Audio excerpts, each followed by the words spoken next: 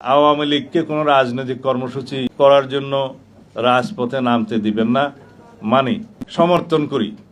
কিন্তু এইভাবে আওয়ামী লীগকে আপনি কয়দিন রাজপথে পুলিশ দিয়ে ঠেকাবেন? আপনারা বলবেন আওয়ামী লীগকে নির্বাচনে আমরা চাই না, আওয়ামী লীগ এদেশে রাজনীতি করতে পারবে না। কিন্তু কি পদক্ষেপ নিচ্ছেন?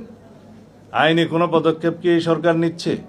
না। আমরা বলেছিলাম সংবিধানের 47 অনুচ্ছেদ অনুসারে আওয়ামী লীগের বিরুদ্ধে গণহত্যা এবং মানবতা বিরোধী অপরাধের জন্য বিচারের ব্যবস্থা করা হোক এবং সেই নিরিখে সংশ্লিষ্ট আইন, আন্তর্জাতিক অপরাধ আদালতের আইন সংশোধন করার আমরা দাবি জানিয়েছিলাম, এদেশের মানুষ দাবি জানিয়েছিল।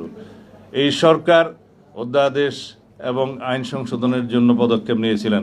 হঠাৎ করে তারা ক্যাবিনেট মিটিংয়ে সিদ্ধান্ত নিলেন এটা করা যাবে না। কেন? আওয়ামী লীগের একদিকে আপনারা চাইবেন রাজনীতিতে নিষিদ্ধ হোক, আবার তাদের বিচার করবেন না, আবার পুলিশ দিয়ে তাদের রাজনৈতিক কর্মসূচি আপনারা বাধা দিবেন। এত স্ববিরোধিতা ঠিক নয়। আমরা পরিষ্কার করে বলতে চাই, বাংলাদেশের মানুষ ছাত্র জনতার বৈপ্লবিক গণ অভ্যুত্থানের মধ্য দিয়ে এদেশের মানুষ আওয়ামী লীগকে প্রত্যাখ্যান করেছে, আওয়ামী ফ্যাসিবাদের রাজনীতিকে প্রত্যাখ্যান করেছে, তাদেরকে বিতাড়ন করেছে। সেই আওয়ামী লীগ নামে বাংলাদেশের রাজনীতি করতে পারবে না।